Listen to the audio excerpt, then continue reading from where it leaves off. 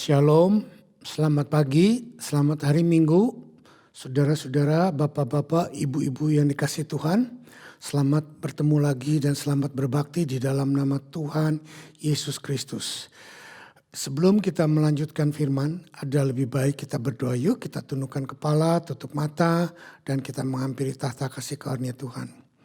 Bapa di dalam sorga, kami datang kepadamu pada pagi hari ini. Kami mengucap syukur dan berterima kasih buat kesempatan yang kau berikan kepada kami untuk kembali sekali lagi kami boleh berkumpul walaupun dengan jarak yang jauh, tetapi kami boleh mendengar dan kami akan belajar firman-Mu, dan biarlah Roh Kudus kau sendiri yang sudah mengurapi hamba-Mu, dan kau juga sedang mengurapi seluruh umat-Mu yang mendengar baik di Sydney, Melbourne, Australia, Indonesia atau dimanapun mereka berada. Tuhan, urapan-Mu ada bersama dengan mereka sehingga mereka bukan cuma menjadi pendengar yang baik, tetapi mereka juga menjadi pelaku-pelaku kebenaran firman-Mu. Dan hamba juga terus berdoa, Roh Kudus, biarlah Engkau yang akan menumbuhkan supaya firman-Mu yang hamba tanam akan menghasilkan dan bertumbuh dan berbuah-buah lebat, menghasilkan banyak hasil yang sangat-sangat menyukakan kerajaan surga. Kami sambut firman-Mu dalam nama Tuhan Yesus Kristus. Amin. Bapak-bapak, ibu-ibu yang sudah dikasihi Tuhan, hati saya penuh dengan ucapan syukur karena menurut rencana dan bahkan berita yang saya dengar dari pemerintah bahwa kita sudah bisa segera untuk kembali ibadah dengan biasa, dengan live, dan saudara boleh datang. Hopefully ini adalah terakhir kalinya saya berkhotbah di hadapan bangku-bangku kosong, kursi kosong, dan ruangan kosong. Dan minggu depan kita akan bisa berkumpul bersama-sama memuji dan menyembah Tuhan seperti biasa. Itu berita sukacita yang luar biasa yang patut kami syukuri. Terima kasih kepada Tuhan, terima kasih kepada government, dan terima kasih kepada kita semuanya. Mari sekarang kita konsentrasi mendengarkan firman Tuhan. Nah, bapak-bapak, ibu, saudara yang dikasihi Tuhan. Minggu lalu kita sudah belajar tentang the two advocates. Dan minggu lalu saya sudah membahas two advocate dibagi dua. Yaitu ada yang first advocate dan ada yang second advocate. Minggu lalu saya sudah sampaikan siapa the first advocate, yaitu Tuhan Yesus Kristus. Dan siapa the second advocate, kita akan belajar mengenai tugas dan tanggung jawab the second advocate dalam hidup kita. Tetapi untuk sedikit flashback supaya saudara tidak lupa, ada baiknya saya membawa saudara dan kita baca ayat emas kita atau ayat yang menjadi dasar pembahasan firman kita tentang the two advocate. Yuk kita buka Alkitab kita, Yohanes 14 ayat 16 sampai 20. Saya ulang, Yohanes 14 ayat 16 sampai 20. Saya bacakan, berbunyi demikian. Aku akan minta kepada Bapa, dan ia akan memberikan kepadamu seorang penolong yang lain, supaya ia menyertai kamu selama-lamanya, yaitu Roh kebenaran. Dunia tidak dapat menerima dia, sebab dunia tidak melihat dia dan tidak mengenal dia. Tetapi kamu mengenal dia, sebab ia menyertai kamu dan dia akan diam di dalam kamu. Aku tidak akan meninggalkan kamu sebagai yatim piatu. Aku datang kembali kepadamu. Ayat 19, tinggal sesaat lagi dan dunia tidak akan melihat aku lagi. Tetapi kamu melihat aku. Sebab aku hidup dan kamu pun akan hidup. 20, pada waktu itulah kamu akan tahu bahwa aku di dalam Bapa-Ku dan kamu di dalam aku dan aku di dalam kamu. Yuk sekali lagi kita baca ayat yang ke-20. Pada waktu itulah kamu akan tahu bahwa aku di dalam Bapa-Ku dan kamu di dalam aku dan aku di dalam kamu. Nah, Bapak, Ibu, Saudara sekalian yang saya kasihi di dalam Tuhan, berdasarkan ayat inilah maka saya menyampaikan ada dua advocate atau pengacara hukum kita. Nah, ayat 16 tadi dikatakan, aku akan minta kepada Bapa dan ia akan memberikan kepadamu seorang penolong yang lain. Nah, kata penolong yang lain kita sudah bahas minggu lalu. Kata penolong itu juga diterjemahkan dengan banyak terjemahan yang dikatakan juga menjadi penghibur, penolong, bahkan juga pengacara, dan kita kenal dengan advocate.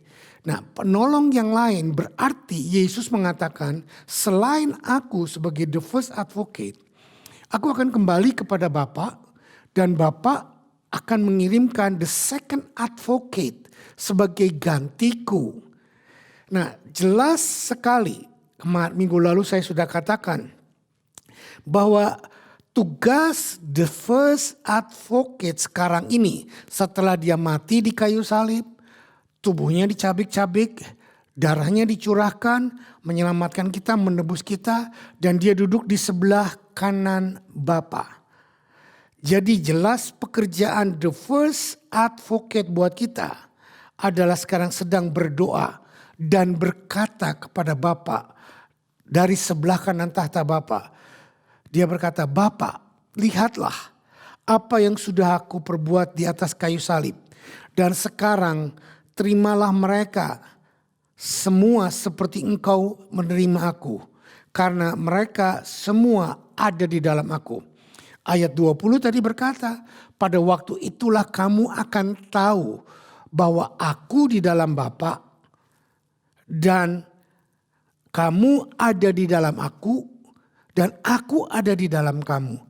Nah, hal ini hanya bisa terjadi kalau Yesus ke surga tidak ada dalam rupa fisik manusia, tetapi dia ada bersama Bapa di sorga, maka the second advocate yaitu Roh Kudus akan turun dan menggantikan posisi dia untuk hidup di dalam kita selama-lamanya.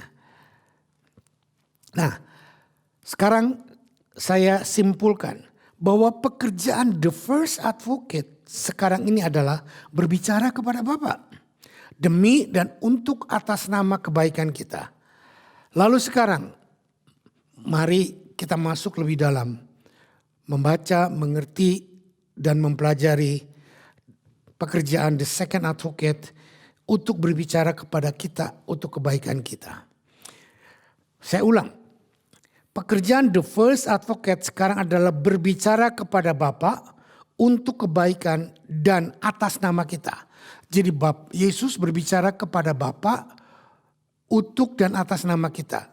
Sementara sekarang the second advocate atau Roh Kudus yang sudah dikirim oleh Yesus kepada kita. Pekerjaan the second advocate adalah hidup bersama dengan kita, berkata, berbicara, mengajar bersama kita untuk kebaikan kita.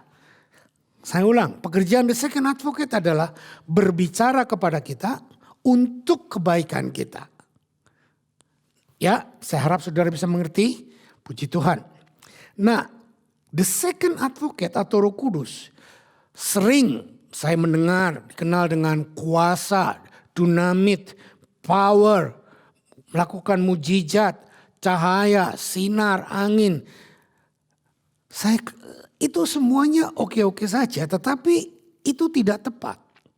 Karena Roh Kudus di sini bukan cuma sebagai zat, bukan cuma sebagai tenaga, bukan cuma sebagai cahaya, bukan cuma sebagai angin, tetapi Roh Kudus di sini adalah other advocate. Yang tadi kita baca di dalam Yohanes 14 ayat 16, other advocate atau pengacara yang lain, pengacara hukum yang lain. Jadi di sini the first advocate adalah pengacara pertama Yesus Kristus. The second advocate adalah Roh Kudus yang Tuhan kirim untuk hidup bersama dengan kita. Nah, pekerjaan the second advocate adalah untuk membuat kita tinggal bersama dengan kita di dalam dia dan dia dalam kita. Jadi dia bukan cuma sekedar tenaga, bukan sekedar cahaya, bukan sekedar mujizat, tapi dia adalah seorang pribadi yang utuh. Yang mungkin kita kenal dengan oknum ketiga dari Tuhan, yaitu Roh Kudus. Tetapi saya sekarang jarang menyebutkan Roh Kudus, sekarang menyebutkannya dengan untuk pelajaran ini adalah dengan the second advocate. Yuk kita buka Yohanes 14 ayat 26. Apa yang dikatakan oleh Yohanes 14 ayat 26 tentang pekerjaan seorang advokat atau penghibur. Yohanes 14 ayat 26 berkata demikian.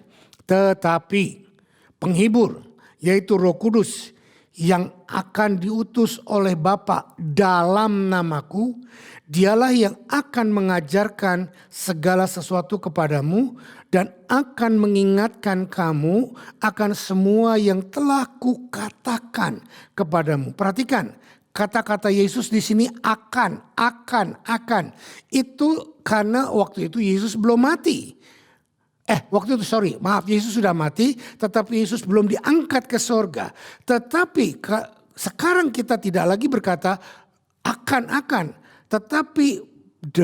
tetapi penghibur yaitu Roh Kudus yang sudah diutus oleh Bapa dalam nama Yesus, dialah yang sudah dan akan dan terus mengajarkan segala sesuatu kepadamu dan akan terus mengingatkan kamu akan semua yang telah kukatakan kepadamu. Saudara perhatikan, jadi Yesus pergi meninggalkan kita, dia kirim second advocate untuk hidup bersama dengan kita, ada di dalam kita. Dialah yang mengajarkan kepada kita segala sesuatu yang the first advocate atau Tuhan Yesus sudah katakan dan mengingatkan kita semua kepada apa yang difirmankan oleh Yesus.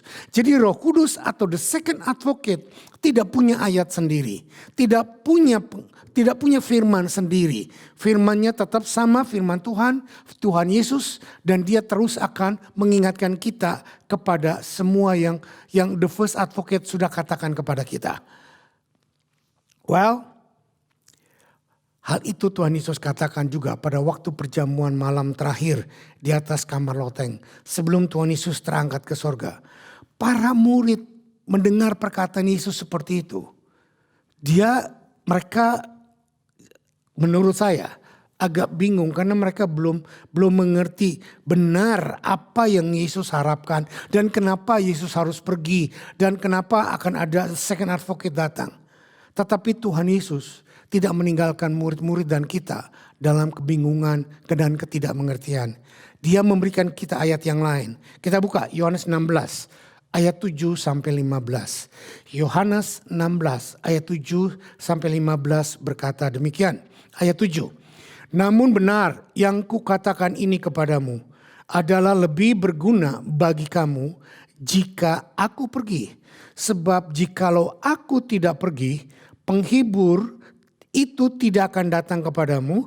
Tetapi jikalau aku pergi, aku akan mengutus dia kepadamu. Saudara perhatikan, Yesus katakan, kalau aku tidak pergi kepada Bapa, maka penghibur atau the second advocate tidak akan datang dan tidak akan tinggal di dalam kita. Dan Yesus mau kita tinggal di dalam dia di dalam kita untuk selama-lamanya. Dan itu tidak mungkin terjadi pada waktu Yesus hidup di dalam dunia, karena dia sudah mengambil rupa fisikal manusia. Nah, fisikal manusia yang sempurna tidak bisa masuk ke dalam diri kita. Tetapi dia pergi kepada Bapa dan Roh Kudus atau oknum roh Tuhan yang ketiga, yaitu the second advocate, turun. Ayat yang ke-8 kita lihat. Dan kalau ia datang, dan sekarang sudah datang, ia akan menginsafkan dunia akan dosa, kebenaran dan penghakiman. Saudara ingat minggu lalu saya pun berkata bahwa ada bar of justice, ada conscience kebenaran, firman Tuhan yang ditaruh di dalam loh hati kita pada waktu kita lahir baru, pada waktu kita terima Tuhan, maka Roh Kudus akan menghidupkan itu. Dan Roh Kudus yang datang ke dalam hidup kita menginsafkan dunia akan dosa, kebenaran dan penghakiman. Ayat 9 dikatakan, akan dosa karena mereka tidak percaya kepadaku. Saudara perhatikan, akan kebenaran karena aku pergi kepada Bapa dan kamu tidak melihat aku lagi. Akan penghakiman karena penguasa dunia ini telah dihukum. Saudara, ayat 12. Masih banyak hal yang harus kukatakan kepadamu, tetapi sekarang kamu belum dapat menanggungnya. Ayat 13. Tetapi apabila ia datang, yaitu roh kebenaran, ia akan memimpin kamu ke dalam seluruh kebenaran. Sebab ia tidak berkata-kata dari dirinya sendiri, tetapi segala sesuatu yang didengarnya itulah yang akan dikatakannya. Dan ia akan memberitakan kepadamu hal-hal yang akan datang. Ia akan memuliakan aku sebab ia akan memberitakan kepadamu apa yang diterimanya daripadaku. Segala sesuatu yang Bapa punya adalah aku punya, sebab itu aku berkata, ia akan memberikan kepadamu apa yang diterimanya daripadaku. Kita lihat di sini, the second advocate kita atau Roh Kudus bukan cuma sebuah tenaga, kuasa atau kekuatan untuk melakukan mujizat. Dan dia juga bukan cuma sekedar seorang instruktur, komandan yang bisa memberikan perintah. Tetapi dia adalah seorang pengacara hukum atau advocate. Meskipun dia adalah roh kebenaran, namun dia bukan cuma sekedar mengajar atau memberikan informasi kepada kita. Tetapi dia juga mendorong, mendesak kita untuk mengerjakan seperti yang Tuhan Yesus sudah katakan dan sampaikan kepada kita lewat firman-Nya. Coba saudara cerna pelan-pelan. Pekerjaan advocate yang kedua, mendesak kita. Bukan mendesak, pertama mengingatkan kita akan firman. Kedua, menaruh firman itu dalam diri kita.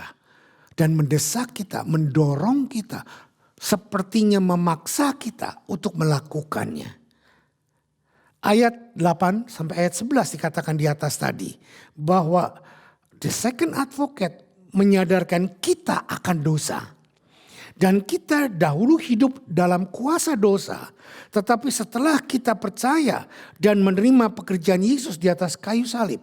Maka kita sudah dibenarkan dari semua dosa dan kesalahan kita yang sudah Yesus pikul di atas kayu salib.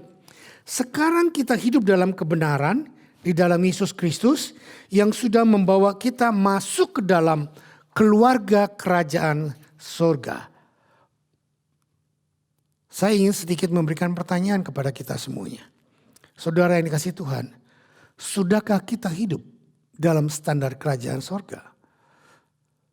Sejak saudara mengaku Yesus sebagai Tuhan dan Juru Selamatmu secara pribadi. Sudah berapa lama? Mungkin baru 3 bulan, 6 bulan, 1 tahun, atau 10 tahun, atau 20 tahun. Coba tanyakan kepada hidupmu. Sudahkah kita hidup dengan standar kerajaan surga? Yang kedua, pertanyakan. Sudahkah kita hidup bebas dari belenggu kuasa, kesombongan, keserakahan, iri hati, atau yang sangat subtle, yang sangat tersamar adalah sudahkah kita terbebas dari menempatkan nilai-nilai hidup kita berdasarkan nilai standar yang dunia katakan. Dunia katakan orang kaya itu sukses, orang pangkatnya banyak itu sukses. Saudara, itu benar secara dunia. Tetapi kesuksesan di dalam Alkitab adalah bukan itu. Kesuksesan di dalam Alkitab, seberapa banyak Anda mengenal firman dan melakukannya di dalam kehidupanmu. Itulah standar kebenaran Alkitab. Lalu maju sekarang. Dalam ayat 13 sampai ayat yang ke-15 dari Yohanes 16 tadi. Second advocate bukan cuma memberi perintah, tetapi dia akan memimpin kita di dalam seluruh kebenaran yang dimiliki oleh the first advocate.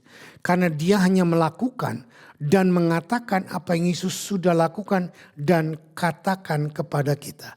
Saudara, banyak pemimpin pandai, hebat, memerintah. Tetapi belum tentu dia menjadi teladan yang baik. Sementara kita punya the second advocate. Bukan cuma pandai memerintah. Kamu harus begini, kamu harus begitu. Kamu harus lakukan ini, kamu harus lakukan itu. Kamu gak boleh begini, kamu gak boleh begitu.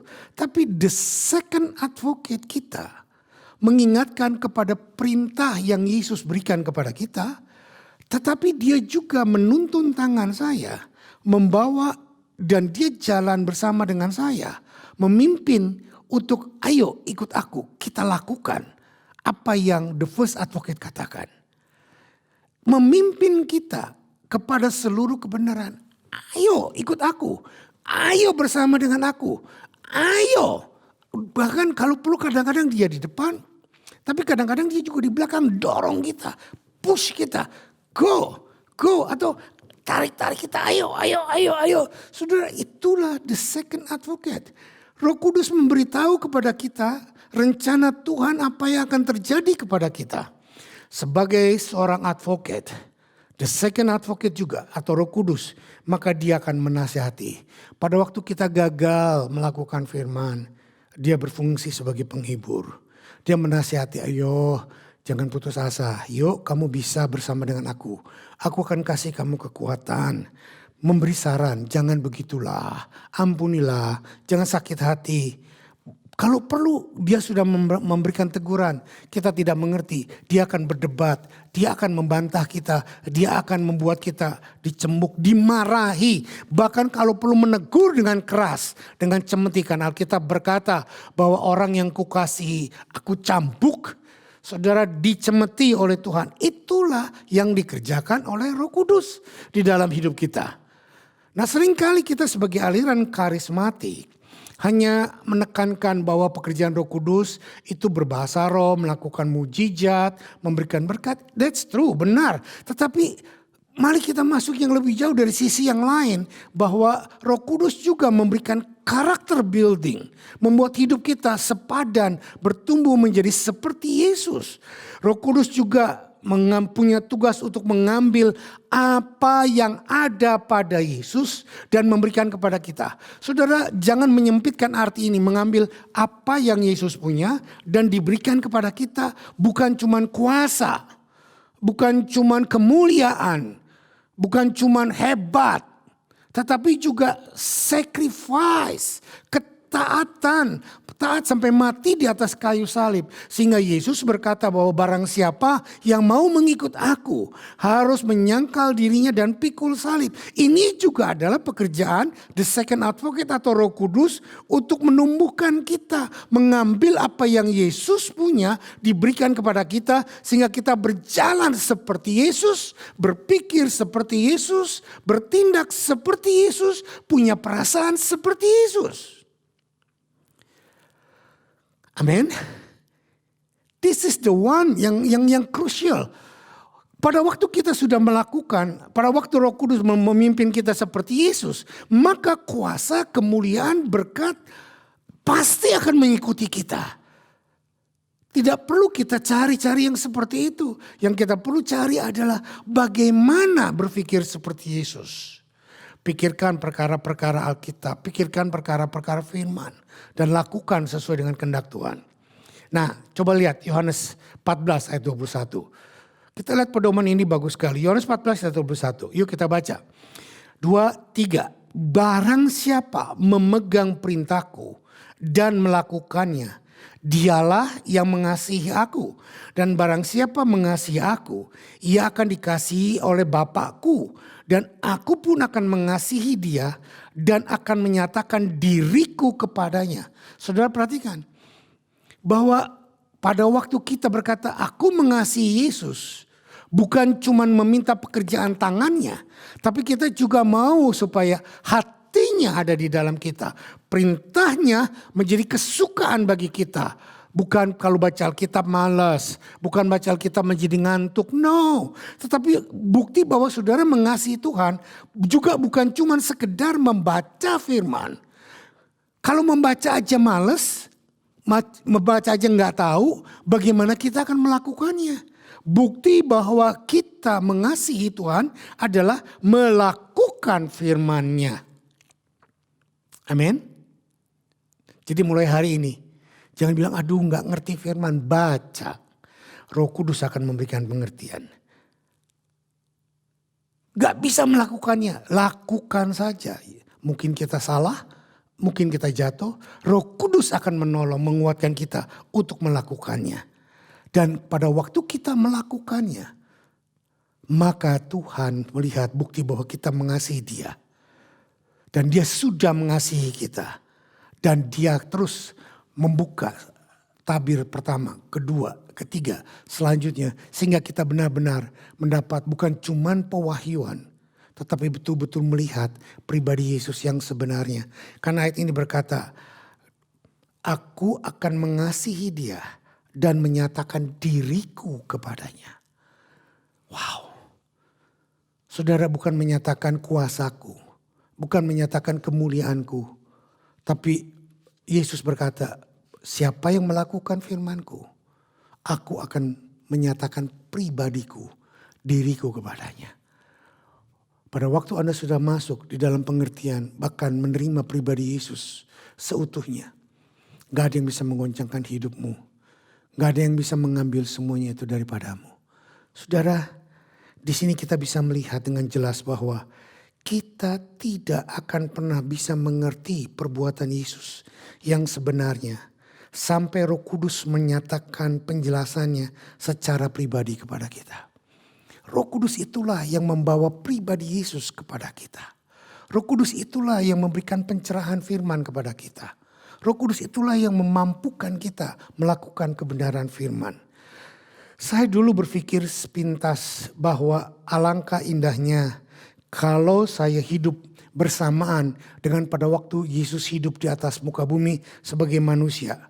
Dan menikmati mujizat, kasih, kemurahan, kehidupan yang serba luar biasa dari seorang pribadi yang bernama Yesus. Saudara, dulu waktu saya masih awal-awal bertobat seperti itu. Saya berpikir, wah enaknya ya jadi rasul-rasul Petrus, Yohanes, aduh luar biasa. Tetapi setelah saya mengerti ayat-ayat yang saya sampaikan tadi kepada saudara, ada satu hambatan yang saya katakan tadi, bahwa waktu Yesus hidup di dunia, second advocate belum turun, sehingga keutuhan pribadi Yesus hanya bisa dilihat secara manusia, bahkan lewat pekerjaan Roh Kudus yang masih belum terlalu nampak. Sekarang Roh Kudus sudah penuh dalam hidup kita. Jadi apapun yang tersembunyi dari pribadi Yesus sudah dibukakan oleh Roh Kudus. Dan ayat di atas jelas berkata bahwa hanya Roh Kuduslah yang bisa menyampaikan keutuhan pribadi Yesus ke dalam hidup kita. Tanpa pekerjaan Roh Kudus kita tidak bisa.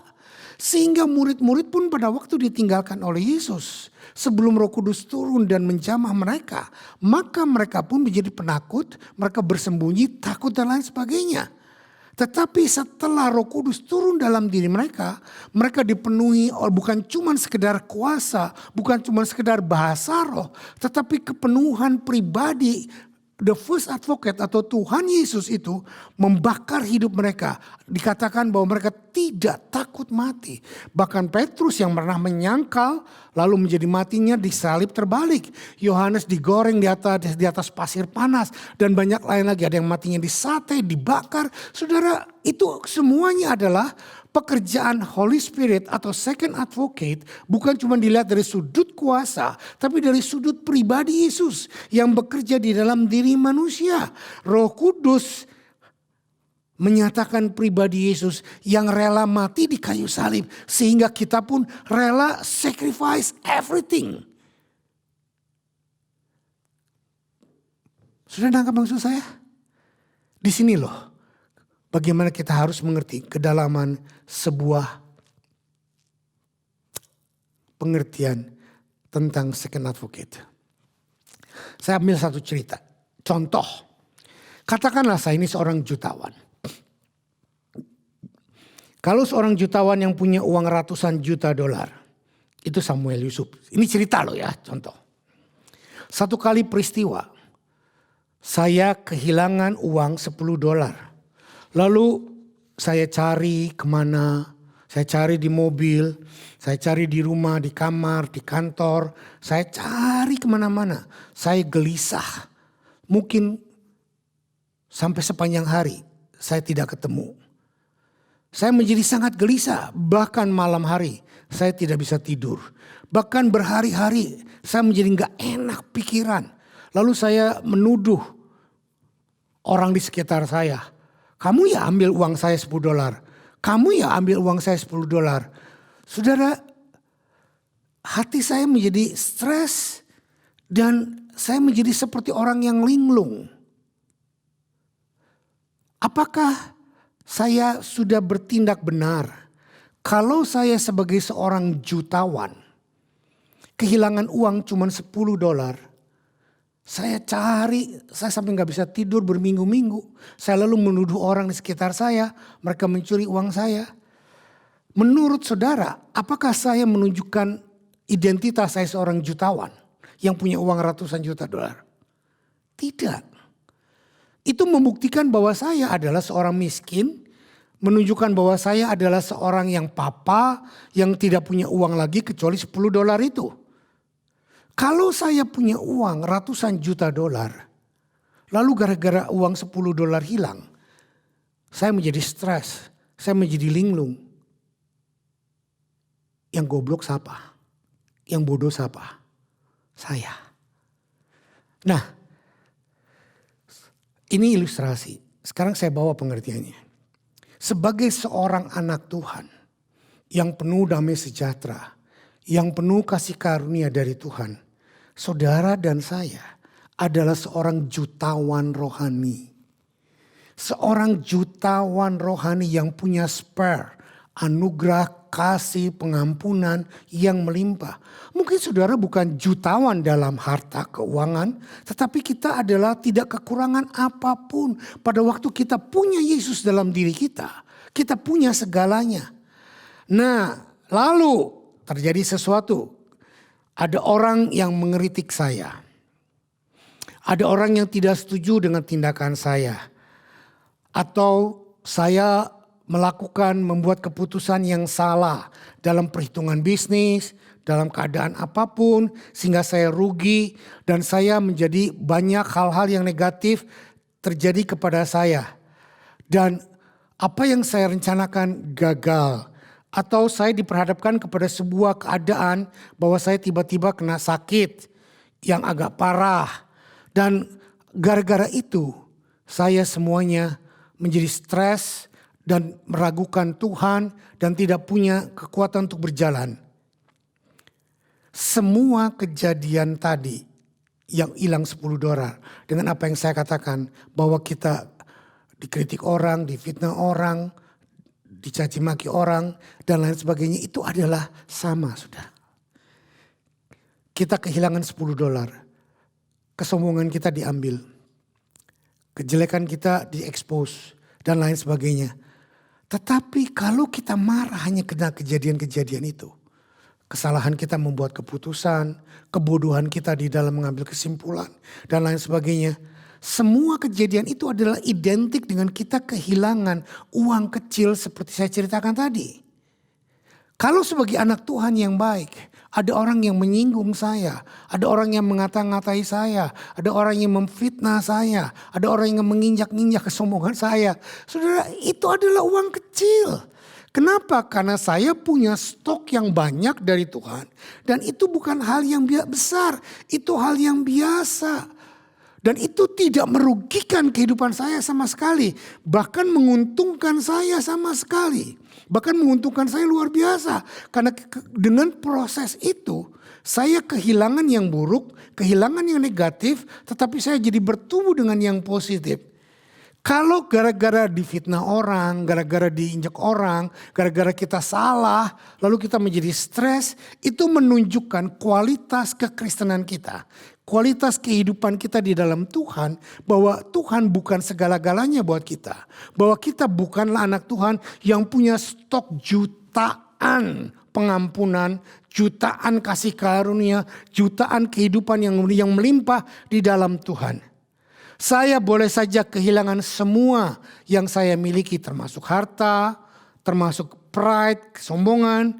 Saya boleh saja kehilangan kesehatan saya, Saya boleh saja sakit, saya boleh saja kehilangan sesuatu yang saya inginkan.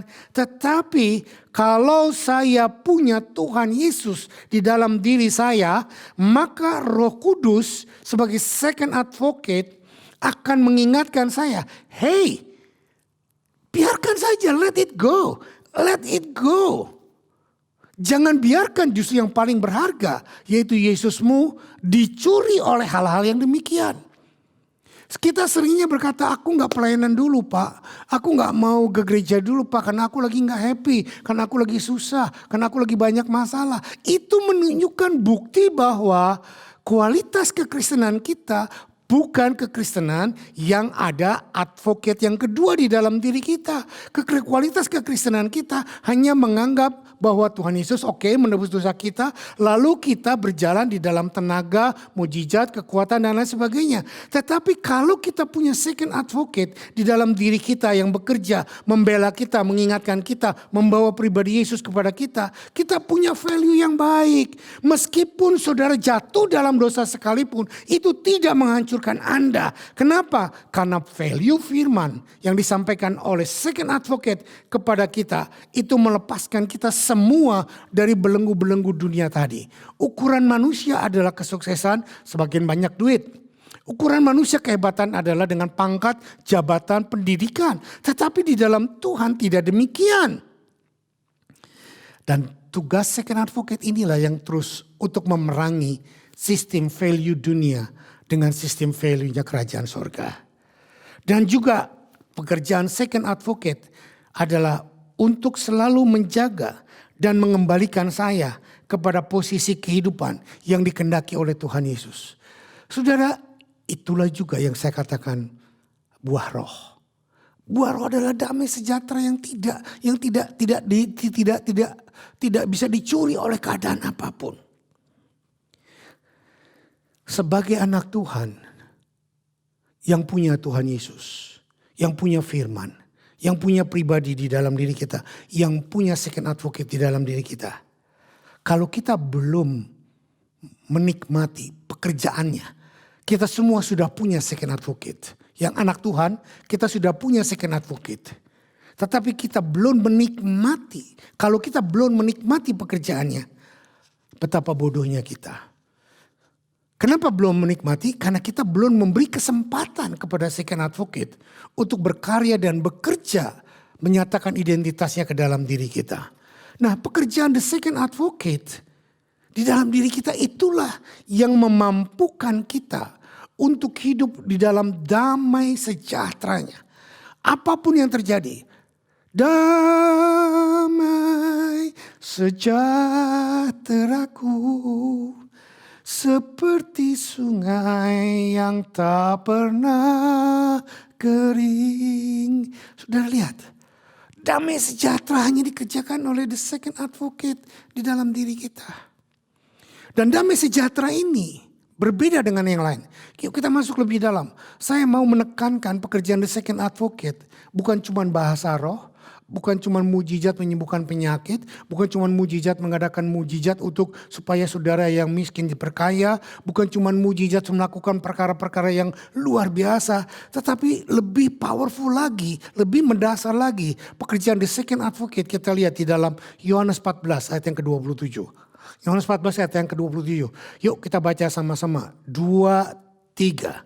Damai sejahtera ku tinggalkan bagimu. Damai sejahteraku kuberikan kepadamu. Apa yang kuberikan tidak seperti yang diberikan oleh dunia kepadamu. Janganlah gelisah dan gentar hatimu. Ini firman the first advocate. Damai sejahteraku kutinggalkan bagimu. Damai sejahteraku kuberikan kepadamu. Dan apa yang kuberikan kepadamu tidak seperti yang dunia berikan kepadamu. Saudara perhatikan, janganlah gelisah dan gentar hatimu. The first advocate memberikan firman ini kepada kita. Dan kita sudah terima.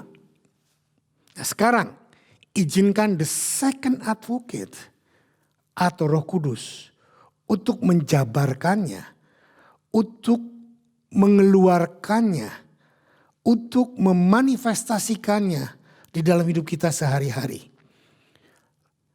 Bahasan saya seperti ini. Damai sejahtera yang dari Tuhan sangat berbeda dengan damai sejahtera yang dunia berikan.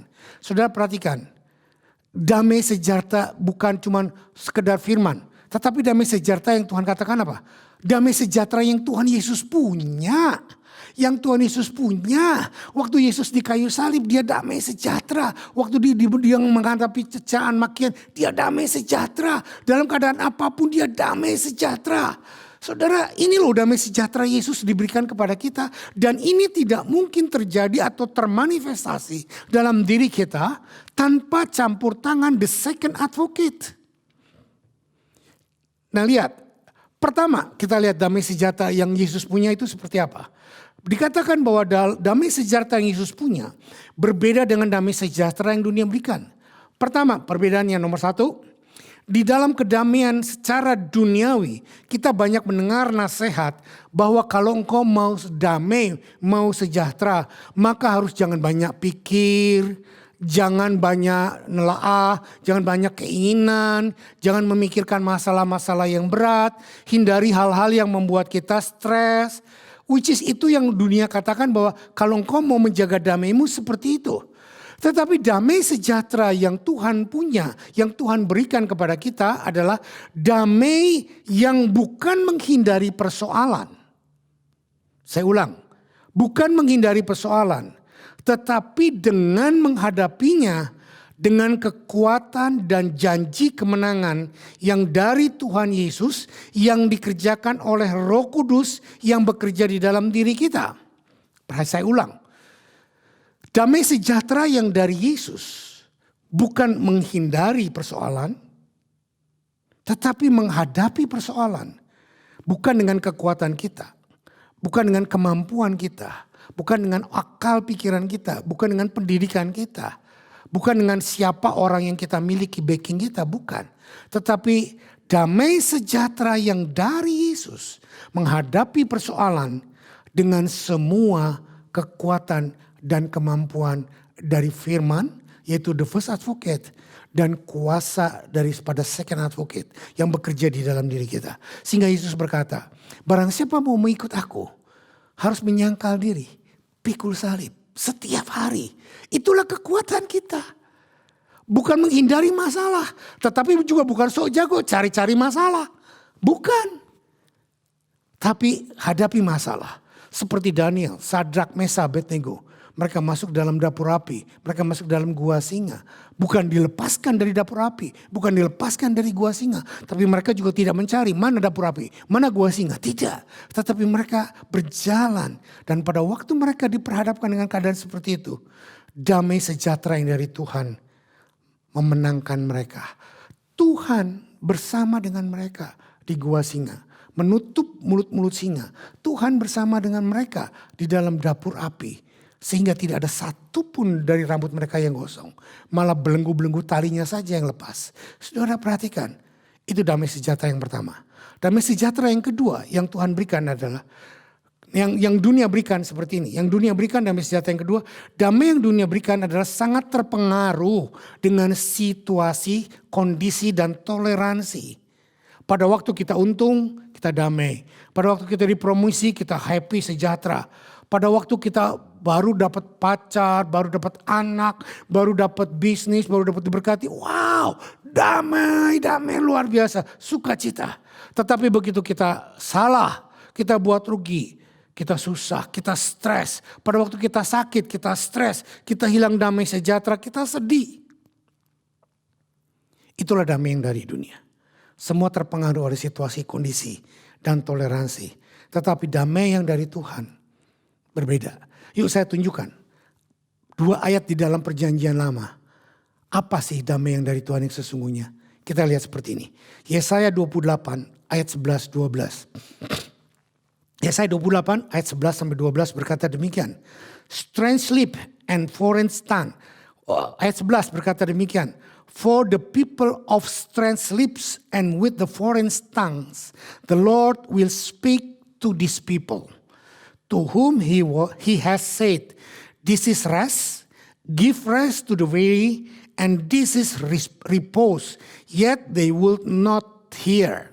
Saudara perhatikan, Yesaya 28 ayat 11 sampai 12 berkata bahwa dengan orang-orang yang berlidah ganjil, dengan yang orang-orang berbahasa asing, Tuhan akan berbicara kepada umatnya. Apa ini? Adalah bahasa roh, speaking in tongues. Tetapi penekanannya kepada bahasa roh, speaking in tongues, dalam ayat 12 dikatakan, to whom he has said. Kepadanya dia berkata, this is the rest. Give rest to the weary. And this is repose. Yet they would not hear. Saudara perhatikan. Speaking in tongue, bahasa roh, orang-orang yang berlidah ganjil akan membawa rest. Akan membawa peristirahatan, damai sejahtera kepada yang letih, lesu, dan kepada yang berbeban berat. Tetapi mereka tidak mendengar. Amat sangat disayangkan gereja-gereja karismatik hari ini banyak berbahasa roh, tapi banyak yang tidak rest. Mereka hanya mencari kuasa, tetapi mereka tidak pernah rest di dalam bahasa roh. Strange sleep and foreign tongues adalah tanda atau manifestasi dari karunia Roh Kudus yang bekerja di dalam hidup kita. Tetapi pada waktu-waktu ini juga kita melihat bahwa banyak orang yang sudah bertobat dan lahir baru di dalam Tuhan Yesus Kristus, tetapi belum bisa berbahasa roh. Dan apa karena kita belum bisa berbahasa roh? Roh Kudus tidak bekerja di dalam diri kita? No. Tapi sebelum kita melangkah ke sana, saya baca dulu di dalam perjanjian baru. 1 Korintus 12 ayat yang ketiga. Tentang bahasa roh juga. 1 Korintus 12 ayat yang ketiga. Therefore I want you to understand that no one speaking in the spirit of God ever say Jesus is cursed. And no one can say Jesus is Lord except by the Holy Spirit. Saudara perhatikan. Bahwa tidak ada satupun orang yang dipenuhi dengan Roh Kudus atau berbahasa roh, the speaking in the spirit, God ever say Jesus is cursed, terkutuklah Yesus. Dan kepada orang yang berkata Jesus is Lord, Yesus is Tuhan, except by the Holy Spirit. Jadi kalau Anda bertobat, saya bertobat, lahir baru, percaya kepada Yesus Tuhan, terima Yesus Tuhan, maka itu adalah pekerjaan Roh Kudus. Pekerjaan the second advocate, bukan daripada hasil khotbah Samuel Yusuf, hasil khotbah para tele-evangelism, hasil khotbah pendeta-pendeta hebat, bukan. Yang bertobat dan lahir baru adalah manifestasi daripada pekerjaan Roh Kudus, regardless saudara berbahasa roh atau tidak. Berbahasa roh sangat bagus, minta bahasa roh. Penuh dengan bahasa roh, sangat bagus. Saya tidak against, bahkan saya berbahasa roh. Dan saya menganjurkan jemaat berbahasa roh. Tetapi kalau ada belum bisa bahasa roh, jangan putus asa. Terus minta berbahasa roh. Tapi salah satu karunia roh selain berbahasa roh adalah juga pengalaman rest. Not rest in peace yet, but rest in God. Rest in His love. Rest is in grace. Dalam ayat 12 Yesaya di atas dikatakan salah satu karya Roh Kudus dalam hidup seseorang selain pertobatan adalah peace atau rest atau damai sejahtera atau rest in God. Amin. Mari kita lihat pengertiannya sekarang. Dalam Yesaya tadi dikatakan bahwa kalau kita berbahasa roh, kalau kita ayat 12 dikatakan to whom he has said this is rest, inilah rest, give rest to the weary, memberikan rest, ketenangan, damai kepada yang weary. Nah kita lihat artinya rest. Kata rest artinya adalah dari bahasa Ibrani menuha or memucah. Artinya peacefully, consolation, comfortable, is quiet, resting place. Manukah atau manucah is also we know as nama honey. Honey manukah yang kita kenal sebagai obat panas dalam dan obat untuk menaikkan imunitas dan lain sebagainya.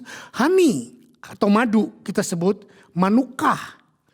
Dan kita ingat the promised land, tanah perjanjian adalah the land of the milk and honey or the land of rest. tanah perhentian, tanah perjanjian, tanah yang mengalir penuh dengan susu dan madu. Yuk, sebagai backupnya saya lihat, kita baca di dalam Kejadian pasal 6 ayat 8. Genesis 6 verse 8, ayatnya singkat. Kejadian 6 ayat 8 berkata demikian. But Noah found favor in the eyes of the Lord. Saudara, Noah menemukan favor in the eyes of the Lord. Kata Noah berasal dari kata Ibrani Noah atau Noah, N-O-W-A-H. Atau artinya rest atau resting place. Nah, Noah find favor. But Noah find favor in the eyes of God. Favor bahasa Ibraninya adalah han atau hen.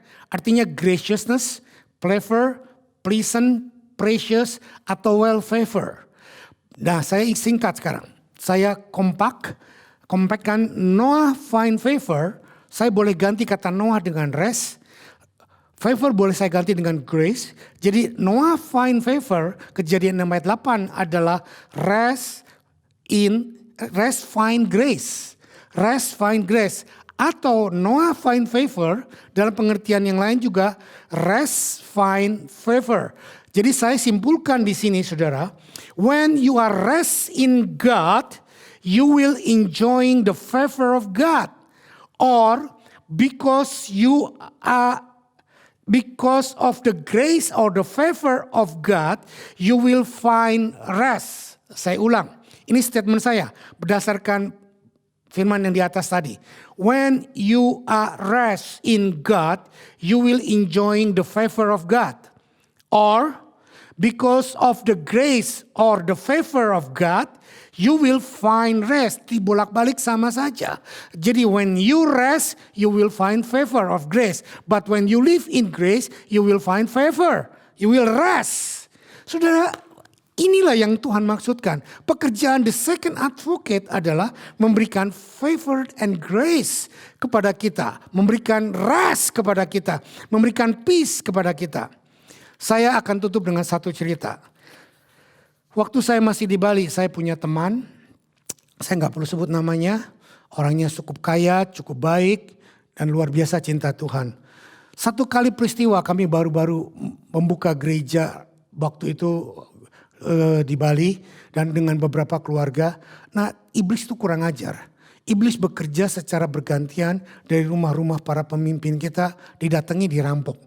Dan dirampoknya justru pada jam-jam ibadah. Mereka tahu kita ibadah jam berapa hari Minggu, rumah tetangga kita kosong, mereka datang, mereka jebol. Dan rumah kami juga pernah kejebolan, pernah pintunya kusennya semua sampai dipindahkan. Padahal rumah kami pintunya 5 cm kayu jati, mereka bisa bongkar, mereka pindahkan. Tetapi untungnya lagi-lagi pekerjaan the second advocate itu luar biasa. Di rumah kami terjadi pencurian. Kenapa Tuhan tidak hindarkan? Itu urusannya Tuhan. Tetapi terjadi pencurian yang lucu aneh. Yang dicuri bukan perhiasan, bukan berlian, bukan benda berharga. Yang dicuri adalah tape rusak. Tas-tas rusak. Semua yang sudah ada rusak mereka curi. Jadi saya bingung. Kecuali satu perkara saya tahu. Bahwa itu adalah protection daripada the second advocate saya. Atau Roh Kudus yang menjagai dengan pasukan malaikatnya. Tetapi teman saya tidak. Teman saya juga kebongkaran. Lalu hilang. Benda-benda berharga, uang, emas, berlian hilang cukup banyak. Dan waktu saya ketemu dia beberapa hari kemudian. Saya untuk mencoba menghibur saya bilang, aduh kasihan ya. Kamu mengalami hal-hal yang demikian. Biarlah Tuhan menghibur dan Tuhan mengkuatkan. Tuhan akan menggantikan. Lalu dia jawab apa? Sam, urusan gitu aja kok dipikirin. Itu cuman kemping. Kemping itu apa saudara bahasa Jawa? Kemping itu tutup botol Coca-Cola, botol limun yang berantakan yang suka kita pakai main buat main tanah itu loh. Jadi sudah lihat value atau nilai yang berbeda dari orang ini. Karena ada damai sejahtera dari Tuhan. Ada grace, ada rest yang dari Tuhan. Berlian, uang, permata, dolar itu dianggap semuanya gak ada artinya. Hilang, dia bilang ngapain dipikirin, ngapain mesti stres. Karena aku punya sesuatu yang lebih yang dari Tuhan. Itulah bukti bahwa orang hidup di dalam standar value daripada second advocate. Saudara, damai sejahtera dari Yesus tidak hilang pada waktu uangmu hilang. Damai sejahtera dari Yesus tidak hilang pada waktu kesehatanmu merosot. Damai sejahtera dari hilang pada waktu kamu kena COVID. Damai sejahteramu tidak hilang pada waktu kamu mengalami mungkin kerusakan bisnis karena dampak dari COVID. Sekolahmu juga terdampak buruk, keadaanmu terdampak buruk, semua terdampak buruk. Semua karena COVID menyertaimu. Tetapi second advocate akan terus membuat engkau seperti Noah found favor. Maka Samuel not rest in peace, but rest in God. Find peace, find rest. Haleluya. Mari kita buktikan kepada dunia. Apa yang terjadi di sana? Silahkan terjadi. Kita tidak bisa mencegah, itu diizinkan Tuhan. Tetapi mari kita lihat apapun yang terjadi, the second advocate bekerja di dalam diri kita. Mungkin saudara berbahasa roh, mungkin saudara tidak berbahasa roh, tapi memiliki pekerjaan Roh Kudus yang lain. Pekerjaan the second advocate yang lain untuk stand firm di dalam engkau, membawa pribadi Yesus. Rest. Haleluya. Haleluya. Peace yang melampaui damai sejahtera ada di dalam dirimu. Amin. Kita tutup dalam doa. Terima kasih Bapak. Terima kasih Tuhan. Hamba-Mu boleh berhenti berbicara. Tetapi di second advocate tidak akan berhenti bekerja. Yaitu Engkau sendiri Roh Kudus. Second advocate kami terus berkarya dalam diri kami. Sampai seluruh rencana Tuhan. Sampai seluruh firman Tuhan digenapi dalam hidup kami. Bapak, mungkin kami terdampak oleh masalah COVID. Mungkin pekerjaan, mungkin sekolah, mungkin bisnis, mungkin kesehatan, mungkin kebahagiaan, mungkin ketenangan, apa saja. Boleh diganggu, boleh diusik. Tetapi satu hal, bahwa apa yang ada di dunia ini yang digoncangkan tidak akan mempengaruhi damai sejahtera kami. Karena Roh Kudus atau the second advocate bertahan di dalam diri kami. Mengerjakan perkara-perkara mujizat. Menyampaikan apa yang Tuhan Yesus punya dan diberikan kepada kami. Sehingga damai sejahtera-Mu ada di dalam diri kami. Terima kasih Bapa. Sekarang kami mau memateraikan damai sejahtera-Mu dengan perjamuan kudus.